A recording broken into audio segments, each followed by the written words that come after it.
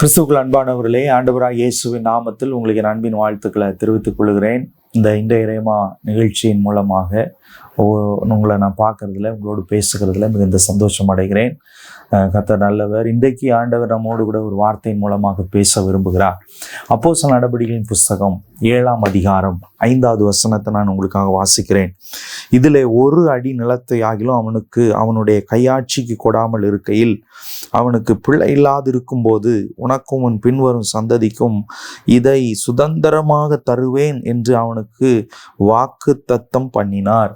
ஆண்டவர் ஆபிரகாமை கர்த்தர் அழைக்கிறார். எப்படி அழைக்கிறார்னா, அவன் வீட்டை, அவன் தேசத்தை, அவன் இனத்தை, அவன் தகப்பன் வீட்டை எல்லாவற்றையும் விட்டுட்டு நான் காண்பிக்கிற தேசத்துக்கு போன்னு சொல்கிறார். அவன் எல்லாவற்றையும் விட்டுட்டு அவன் வேற ஒரு இடத்துல போய் சஞ்சரித்து அவன் வாழ்கிறான். கர்த்தர் அந்த இடத்துல வாக்குத்தத்தம் பண்ணுறார். எந்த சூழ்நிலையில் வாக்குத்தத்தம் பண்ணுறாருனா, அவனுக்கு ஒரு அடி நிலம் கூட அவனுக்கு கையில் இல்லை, அவன் பேரில் இல்லை, அவனுக்குன்னு சொந்தமாக இல்லை, அவனுக்கு பிள்ளை இல்லாது இருந்த பொழுது ஆண்டவர் எப்படி சொல்கிறார் பாருங்க வாக்குத்தத்தம். உனக்கும் உன் சந்ததிக்கும் பிள்ளை இல்லை. வயசு எத்தனை வயசு? 75 வயசு. அப்போ அழைக்கும் போதுன்னு வச்சுக்கலாம். அப்போ தான் ஆண்டவர் வாக்குத்தத்தம் பண்ணுறார். அந்த வயதில் பிள்ளை இல்லாத இருந்த சூழ்நிலையில் எதுவுமே வாய்க்காது, வாய்ப்பே இல்லை அப்படிங்கிற அந்த சூழ்நிலையிலே கையில் ஒன்றுமே இல்லாத பொழுது ஆண்டவர் அவனை வாக்குத்தத்தம் பண்ணுகிறார். உனக்கும் உன் சந்ததிக்கும், உனக்கும் உன் சந்ததிக்கும் நான் இந்த தேசத்தை சுதந்திரமாய் கொடுப்பேன். 2 ஆசீர்வாதம். 2 ஆசீர்வாதத்துக்குமே வாய்ப்பில்லாத ஒரு சூழ்நிலை. ஆண்டவர் அப்படித்தான் பேசுவார். இன்றைக்கு ஒரு வேளை உங்களோடு கூட ஆண்டவர் பல வாக்குத்தத்தங்களை கர்த்தர் உங்களோடு கூட பேசி கொண்டு இருக்கலாம். பல வாக்குத்தத்தங்களை கொடுத்திருக்கலாம். பல வாக்குத்தத்தத்தின் மூலமாக கர்த்தர் உங்களோடு கூட கிரியை செய்து கொண்டிருக்கலாம். ஆண்டவர் பாருங்க, ஒண்ணுமே இல்லாத சூழ்நிலையாக இருந்த பொழுது கர்த்தர் பேசின வாக்குத்தத்தங்கள் எல்லாம் வல்லமை உள்ளதாக இருக்கிறது. அது அப்படியே உங்க வாழ்க்கையில நிறைவேறும். உங்க குடும்பத்துல எந்த சூழ்நிலை, எந்த வாக்குத்தத்தத்தை கர்த்தர் பேசி இருக்கிறாரோ அந்த வாக்குத்தத்தத்தை நிறைவேறுவதற்கு வாய்ப்பே இல்லைன்னு சொல்லிட்டு இருக்கிறீங்களா? நிச்சயமா அந்த வாக்குத்தத்தம் நிறைவேறும். உங்க பொருளாதாரத்துல அப்படி சொல்றீங்களா? உங்க பொருளாதாரத்துல கர்த்தர் கொடுத்த வாக்குத்தத்தம் நிறைவேறும். உங்க வேலையில கர்த்தர் அப்படிப்பட்ட வாக்குத்தத்தத்தை கொடுத்திருக்கிறாரா? வேலையில உயர்வெல்லாம் வாய்ப்பே இல்லைங்க, ஆனா கர்த்தர் சொல்றாரு அவனை உயர்த்துவேன்னு சொல்றாரு அப்படின்னு சொல்றீங்களா? கர்த்தர் நிச்சயமாய் செய்வார்.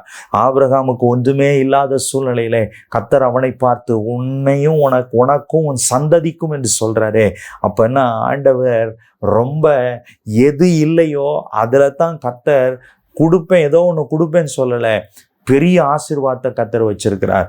எது இல்லையோ, இன்றைக்கு ஆண்டவர் உங்களை பார்த்து சொல்ற, எது உனக்கு இல்லையோ அதுல தான் நான் பெரிய ஆசீர்வாதத்தை வச்சிருக்கிறேன். எது இல்லையோ அதை உனக்கு கொடுப்பேன்னு சொல்லலை. எது இல்லையோ அதுல ஒரு பெரிய ஆசீர்வாதம் உண்டு. கர்த்தர் உங்களோடு கூட இந்த பெரிய காரியங்களை செய்வாராக. இந்த வாக்குத்தத்தத்தை, இந்த வார்த்தையை அப்படியே நம்புங்க. நீங்க கர்த்தர் உங்க வாழ்க்கையில பெரிய காரியங்களை செய்வார். செபிப்போமா? நல்ல தகப்பனே, உம்மை துதிக்கிறோம், ஸ்தோத்தரிக்கிறோம். இன்னைக்கு எங்களோடு கூட நீ பேசி கொண்டிருப்பதற்காக நன்றி ராஜா. உங்களால செய்யக்கூடாத அதிசயமான காரியம் என்று ஒன்றுமே இல்லை. நினைப்பதற்கும் செபிப்பதற்கும் அதிகமாக கிரியைகளை நடப்பிக்கிறவர். ஆபிரகாமுக்கு கர்த்தர் எங்கள் விசுவாசத்தின் தகப்பனுக்கு கர்த்தர் வாக்குத்தத்தம் பண்ணினீர்.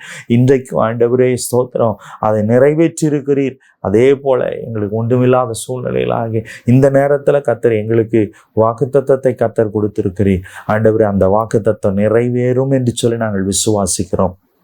அப்படியே செய்வீராக. இயேசுவின் நாமத்தில் ஜெபிக்கிறோம் பரலோக நல்ல பிதாவே. ஆமேன், ஆமேன், ஆமேன். கர்த்தர் நல்லவர். உங்களை ஆசீர்வதிப்பார். தேங்க்யூ. God bless you.